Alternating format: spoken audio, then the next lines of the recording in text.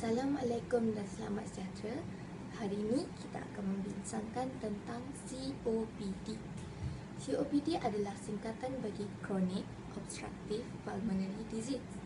Kronik adalah sesuatu penyakit yang tidak akan hilang, manakala obstruktif bermakna sebahagiannya tersekat, dan pulmonary adalah sesuatu yang berkaitan dengan paru-paru.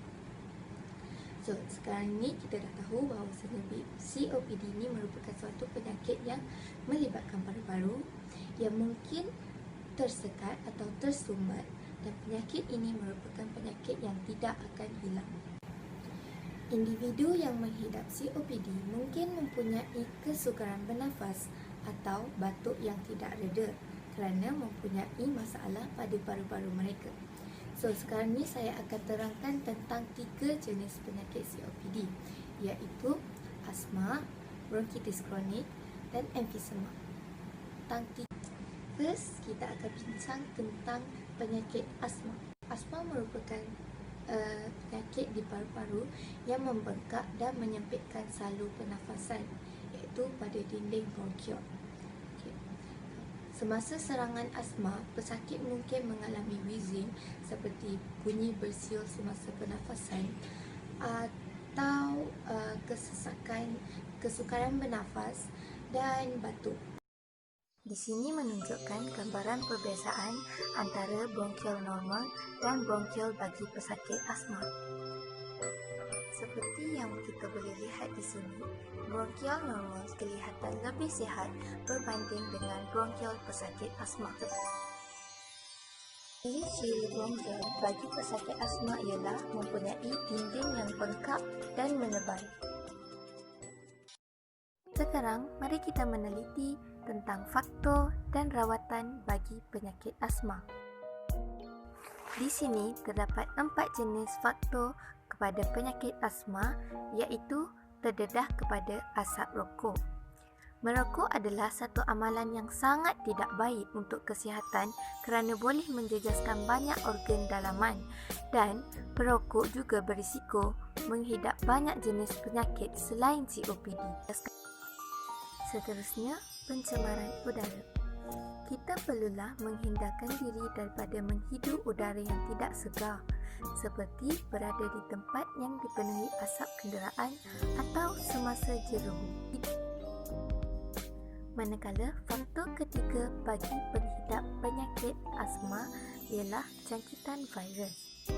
Jangkitan virus kadang-kadang merupakan salah satu sebab kerosakan pada sistem pernafasan. Contohnya, jangkitan COVID-19 yang menjejaskan paru-paru dan menyebabkan sesak nafas. Faktor terakhir yang terdapat di sini ialah terdedah kepada habuk. Kita haruslah menghindarkan diri daripada menghidup udara yang berhabuk. Contohnya, di tempat kerja seperti kilang perabot dan sebagainya. Selain itu, kita akan membincangkan sedikit tentang rawatan bagi penyakit asma. Individu yang menghidap penyakit asma bolehlah mengambil rawatan seperti pengambilan ubat-ubat pengawal. Ubat-ubat pengawal adalah untuk kawalan asma yang berterusan. Seterusnya, membantu mengurangkan keradangan ketika serangan asma. Rawatan seterusnya bagi pesakit asma ialah dengan pengambilan ubat penyelamat. Ubat penyelamat biasanya diambil apabila tanda-tanda serangan asma bermula. Second, kita akan membincangkan tentang penyakit bronkitis kronik. Penyakit bronkitis kronik adalah apabila bronkial kita radang, bengkak dan tersumbat. Bronkial yang radang, bengkak dan tersumbat dapat menyukarkan aliran udara.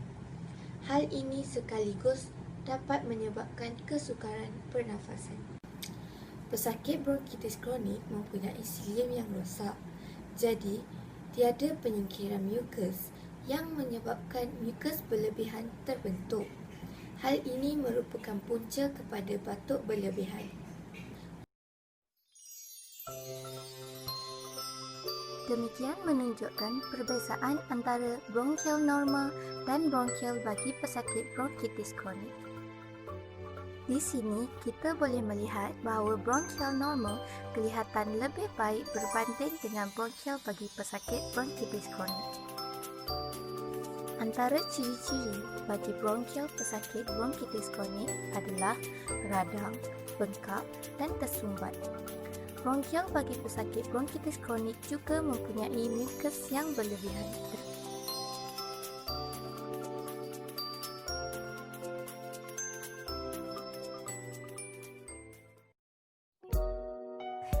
Sekarang kita akan membincangkan tentang faktor dan rawatan bagi penyakit bronkitis kronik. Di sini terdapat 4 faktor bagi penyakit bronkitis kronik. Faktor pertama bagi penyakit bronkitis kronik ialah sistem imunisasi yang lemah. Hal ini dikaitkan dengan faktor usia, iaitu apabila usia semakin meningkat, maka sistem imunisasi akan berkurang dan hal ini menyebabkan organ menjadi lemah. Seterusnya, merokok juga merupakan salah satu faktor atau penyebab bagi penyakit bronkitis kronik. Merokok boleh menyebabkan paru-paru menjadi semakin lemah kerana bronkial rosak akibat karsinogen yang terdapat di dalam rokok tersebut. Faktor ketiga bagi penyakit bronkitis kronik adalah asap kimia atau debu. Asap kimia atau debu boleh merengsa paru-paru dan sekaligus akan mengganggu fungsi paru-paru. Manakala faktor terakhir bagi penyakit bronkitis kronik adalah pencemaran udara. Oleh itu, kita haruslah elakkan daripada berada di tempat yang mempunyai kualiti udara yang buruk. Di samping itu, kita juga akan membincangkan tentang rawatan bagi penyakit bronkitis kronik. Di sini terdapat 4 rawatan bagi penyakit bronkitis kronik, iaitu antaranya ialah antibiotik. Ubat antibiotik akan berkesan sekiranya penyakit bronkitis kronik yang dihidap adalah berpunca daripada bakteria. Seterusnya, alat sedut juga merupakan salah satu rawatan bagi penyakit bronkitis kronik, namun ianya berkesan hanya untuk sementara. Alat sedut membantu membuka saluran udara anda dan menjadikannya lebih mudah untuk bernafas. Pesakit yang menghidap penyakit bronkitis kronik haruslah meminum air yang banyak kerana hal ini dapat menyebabkan kahak atau lendir di dalam salur pernafasan menjadi lebih nipis. Selain itu, pesakit juga bolehlah mengambil ubat tahan sakit. Namun begitu, ubat tahan sakit hanya bertujuan untuk mengurangkan kesakitan yang dialami.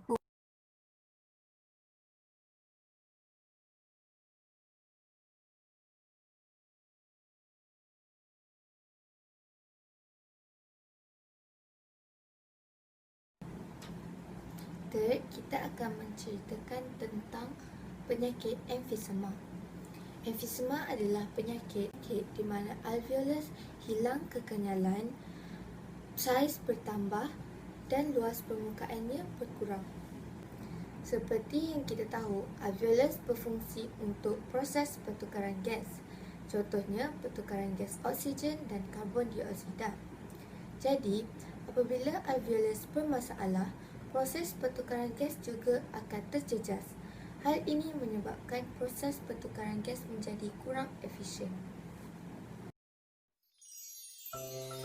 Di sini menunjukkan gambaran perbezaan antara alveolus normal dan alveolus bagi pesakit emfisema. Alveolus normal kelihatan dalam keadaan lebih sihat berbanding alveolus pesakit emfisema. Ciri-ciri bagi alveolus pesakit emfisema ialah kekenyalan yang berkurang, saiz yang bertambah dan luas permukaan berkurang.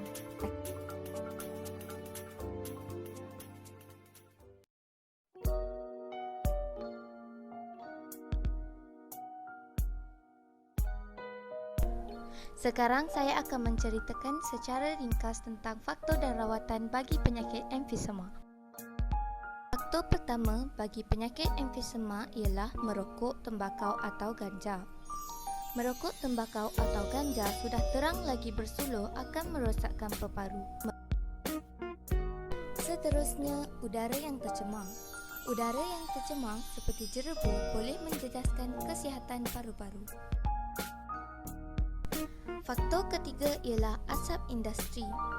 Asap industri mempunyai bahan kimia yang boleh merosakkan paru-paru.